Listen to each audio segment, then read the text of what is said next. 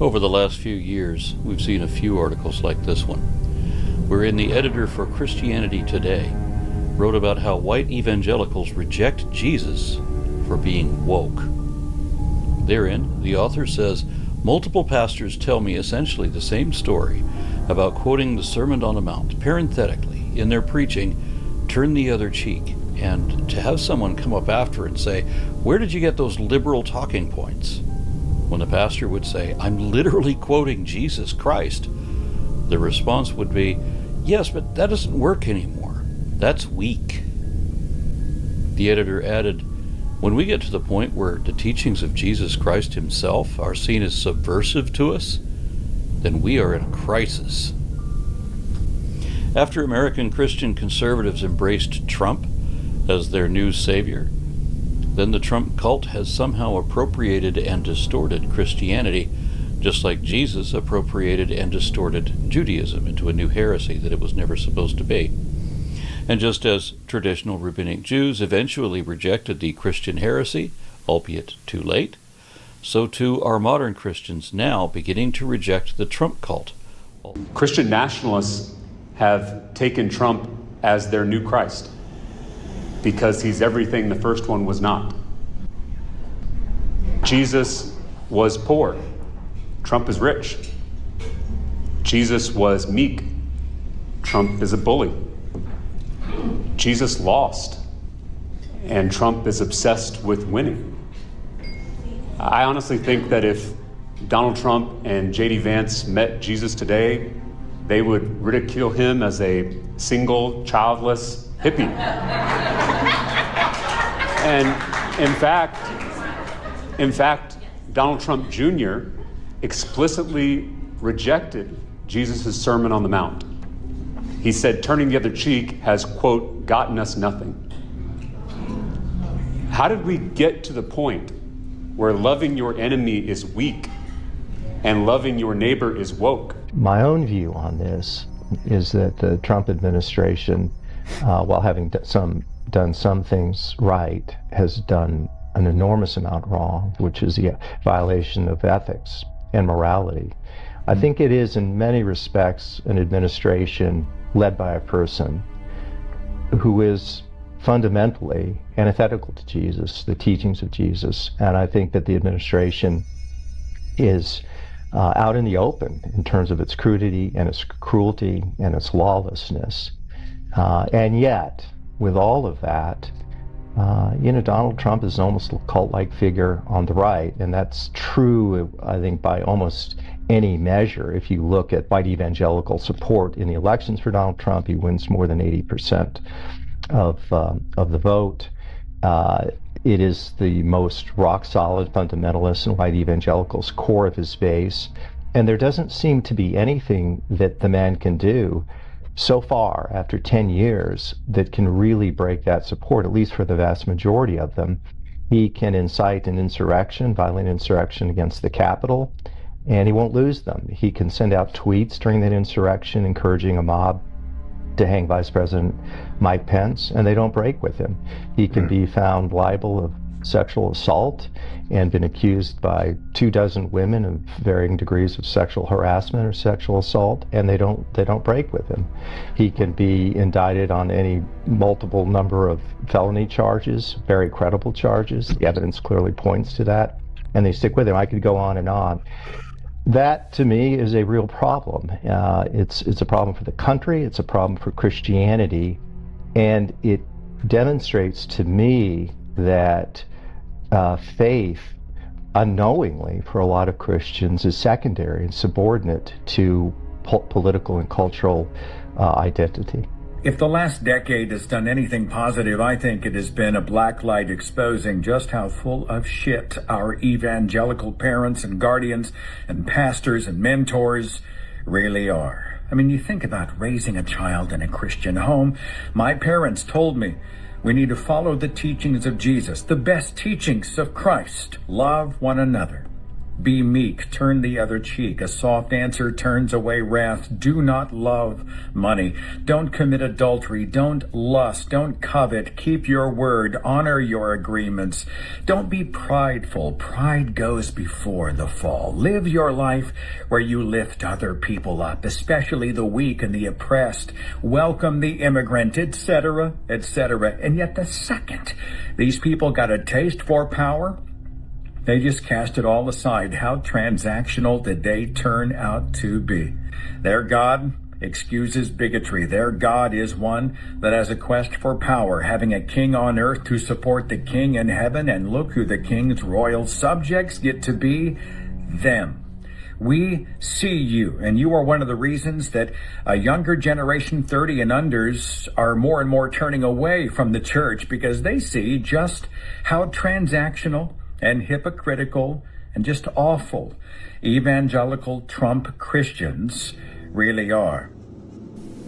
Likewise, Earl Chappell of Baptist News Global reports that the politics based on extortion, threats, fear, and personal loyalty have replaced the politics of legitimate, intense, thoughtful debates that lead to meaningful solutions and improvements to societal problems.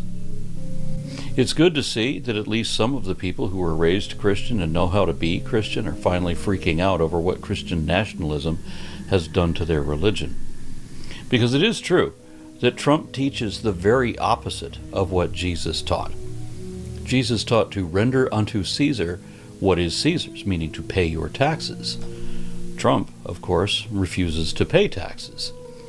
So the only thing he ever accomplished was a tax break for billionaires that will only add trillions of dollars to the national debt, which we'll never be able to pay, especially now that Trump has pissed off so many of our former allies that many of them are moving away from the dollar, devaluing our currency even more than Trump's tariffs already did.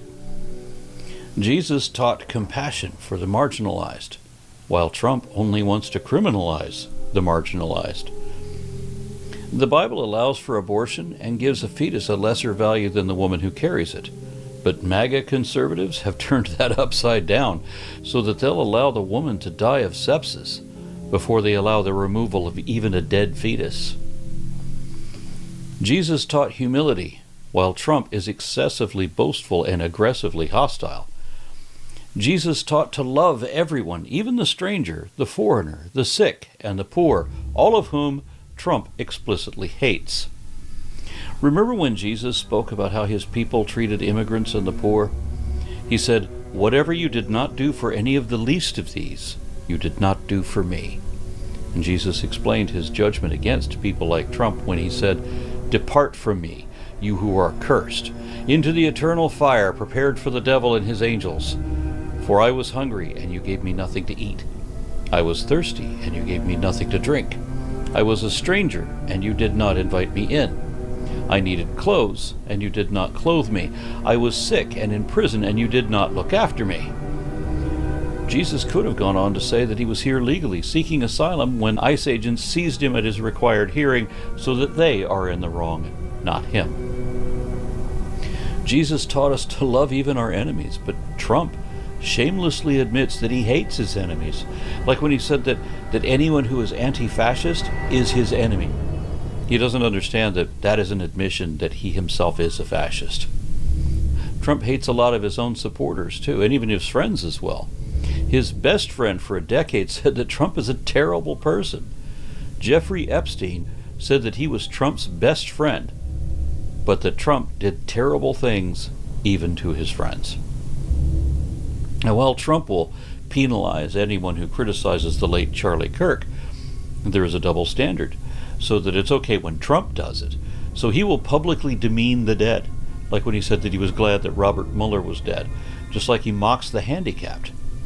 Trump has even repeatedly insulted children personally and directly. And Jesus taught that we were supposed to protect children, while Trump is facing a growing amount of credible evidence that he raped children. And of course we know that Trump has violated every single one of the 10 Commandments multiple times each, just in the last decade or so, and evidently throughout his life prior to that too.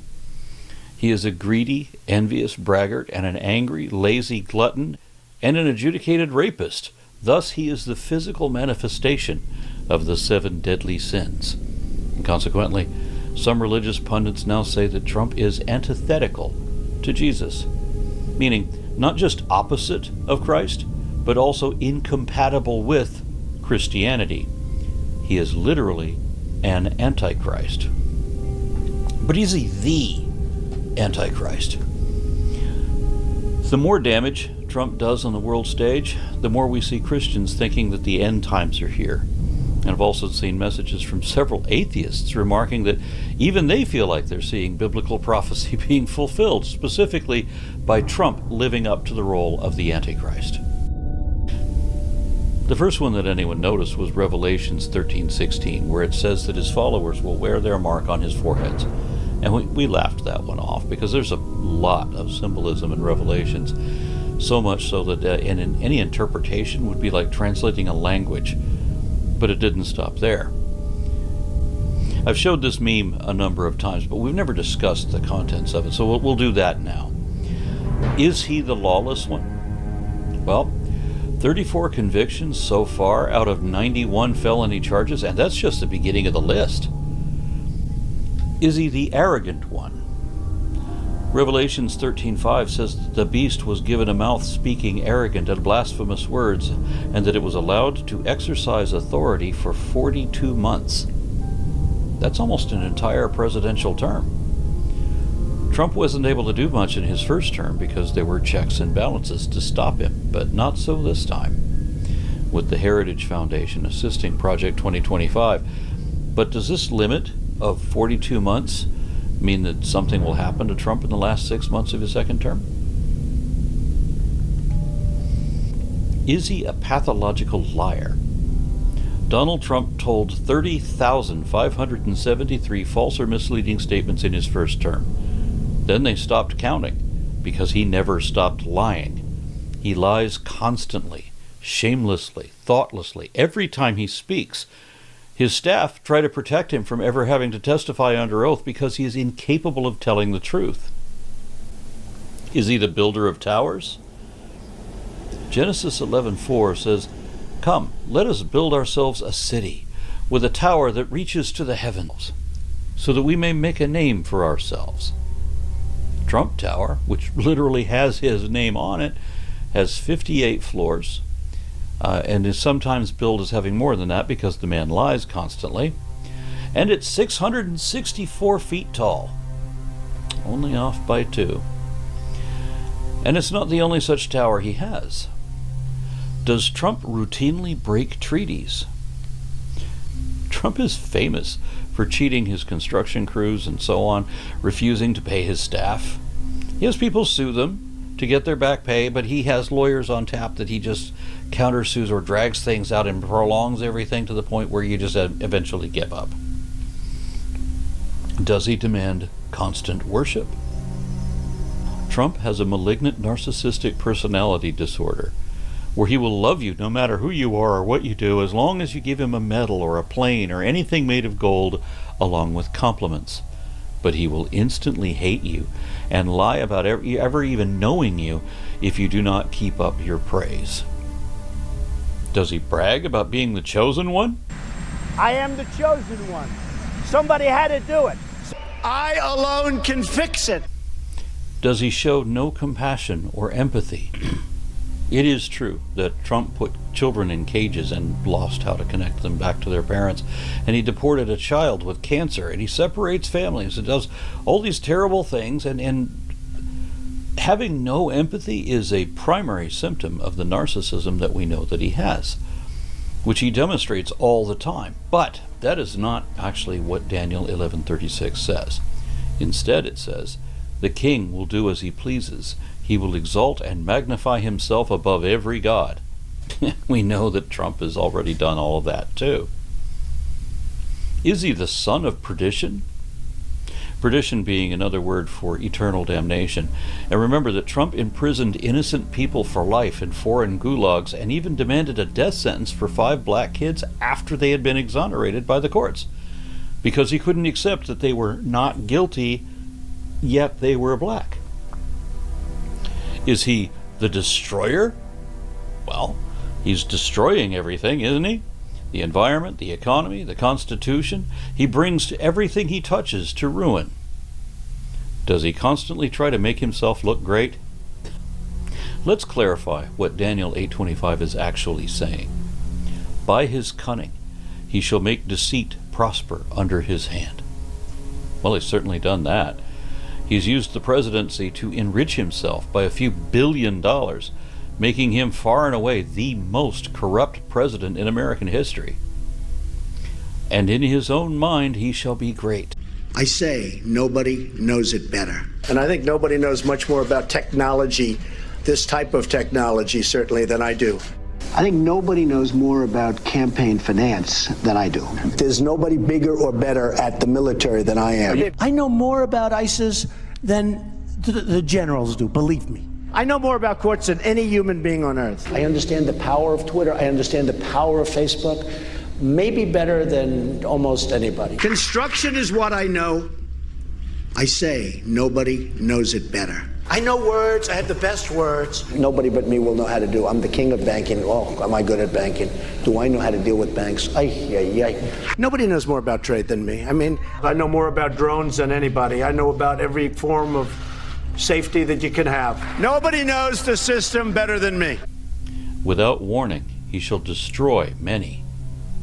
One thing you don't want to signal too much, you know, when we go in, we went in very hard and we didn't tell anybody about it because we wanted surprise. And he shall even rise up against the prince of princes, but he shall be broken, and not by human hands.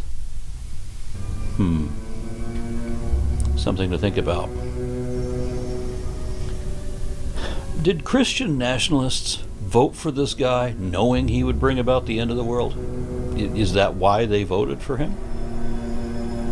I mean, who would have thought that this deceiver, this man made of sin, who only pretends to be a Christian and doesn't know anything that the Bible says and doesn't care what's in it, yet he could even get atheist skeptics to consider whether he might actually be the prophesied Antichrist, bringing about the end of the world according to prophecy, as opposed to just being a natural megalomaniacal madman bringing about the end of the world just out of ignorant bigotry, greed, and stupidity. You tell me, Christians, is this fulfilled prophecy?